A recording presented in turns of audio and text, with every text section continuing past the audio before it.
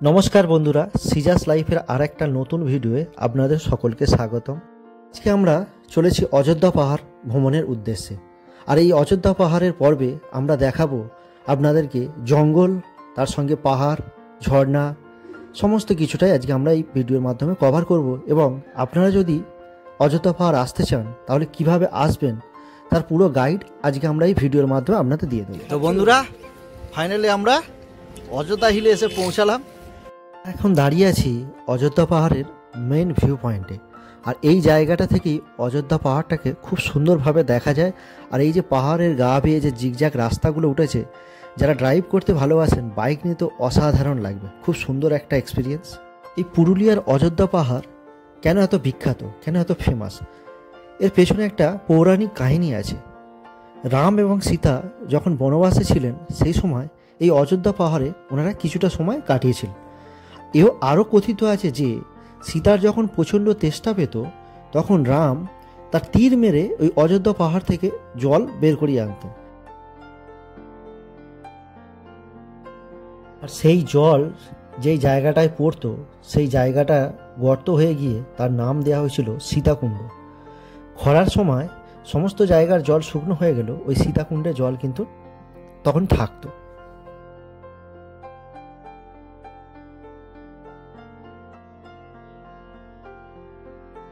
পাহাড়ে অনেকগুলো ছোট বড় ড্যাম আছে, তার মধ্যে সবথেকে পপুলার ড্যাম যেটা আপার ড্যাম আর লোয়ার ড্যাম।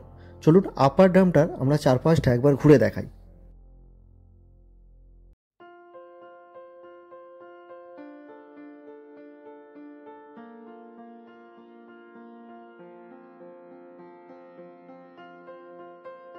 অযোধ্যা পাহাড়ের আনুমানিক উচ্চতা 2000 ফুট। আর এই অযোধ্যা পাহাড়টি হচ্ছে দলমা পাহাড়েরই একটা অংশ এবং পূর্বঘাট পাহাড়ের একটা এক্সটেন্ডেড পার্ট বলতে পারো তোমরা।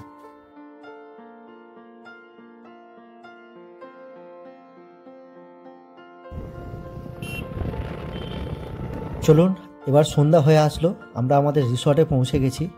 আজকের রাতটা আমরা এই রিসর্টেই থাকবো। আর এখান থেকে 31st নাইটের যে ভিউটা পুরোটা আমরা তোমাদের সঙ্গে তুলে ধরার চেষ্টা করব।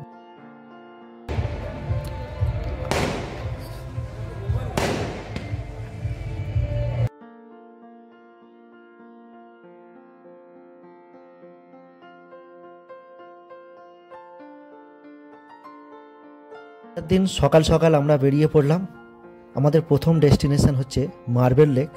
চলো মার্বেল লেকটা ঘুরে দেখাই। আশা করছি এই মার্বেল লেকটা খুবই ভালো লাগবে। আর এটা মার্বেল লেক বলা হয় তার কারণ এই লেকটার চারিপাশে মার্বেল বেস্টন করে আছে।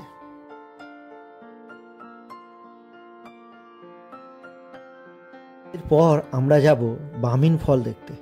চলুন বামিন ফলটা ঘুরে আসি।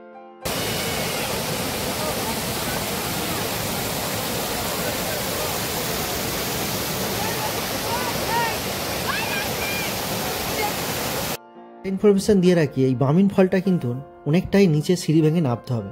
তো যাদের হার্টের সমস্যা আছে বা কোনো শারীরিক সমস্যা আছে তাদের আমি রিকোয়েস্ট করব, প্রথম স্টেপের ফলটা যদিও দেখেন, তার পরের স্টেপের ফলটা নিচে নেমে একদম দেখার চেষ্টা করবেন না, কারণ ওটার সময় খুবই কষ্ট হয়।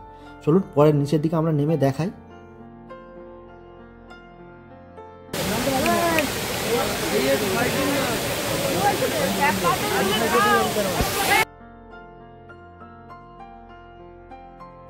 অযোধ্যা পাহাড়ের টপ হিলে আপনারা কেউ যদি পিকনিক করতে চান তাহলে এখানে একটা পিকনিক স্পটও আছে। আর এই পিকনিক স্পটটা বামিন ফল আর যে আপার ড্যাম এই দুটোর মিডিলে পড়ে। এই যে দেখতেই পাচ্ছেন এখানে কত মানুষ পিকনিক করছে আর কত গাড়ি অলরেডি দাঁড়িয়ে আছে। নেক্সট ডেস্টিনেশন চরিতা গ্রাম, যেটা মুখোশ গ্রাম নামেও পরিচিত। চলুন মুখোশ গ্রামটা একবার ঘুরে দেখাই। আর এই গ্রামটা মুখোশ যে শিল্পীরা আছে ওনাদের জন্যই বিখ্যাত। আর এখানে বিভিন্ন রকমের মুখোশ পাওয়া যায়। যে ছৌ নাচের যে মুখোশ সেটাও এইখানেই তৈরি হয়। এবার চলুন জেনে নিই এই পুরুলিয়া পাহাড় আসবেন কিভাবে। কলকাতা থেকে, হাওড়া থেকে অনেকগুলি ট্রেন ছাড়ে, তার মধ্যে আপনারা নিতে পারেন রূপসী বাংলা এক্সপ্রেস অথবা বন্দে ভারত এক্সপ্রেস। সেটা ধরে আপনারা পুরুলিয়া স্টেশনে নামবেন। ওখান থেকে অনেক স্যাডেল পাওয়া যায়, সেই স্যাডেল বুক করে আপনারা অযোধ্যা পাহাড়ে ভ্রমণ করতে পারেন। অযোধ্যা পাহাড়ে আরও কিছু টুরিস্ট স্পট আছে, যেমন হচ্ছে তুর্গা ফলস, বামিন ফলস, পাখি পাহাড়, খয়রাপাড়া ড্যাম। এই জায়গাগুলো আপনারা ঘুরে দেখতে পারেন, খুব ভালো লাগে। ভিডিওটা আজকের মতো এখানেই শেষ করব। যদি ভালো লাগে একটা লাইক করে দেবেন, আর পাশে থাকার জন্য চ্যানেলটাকে অবশ্যই একটু সাবস্ক্রাইব করে দেবেন। আবার দেখা হবে অন্য আরেকটা ভিডিওতে।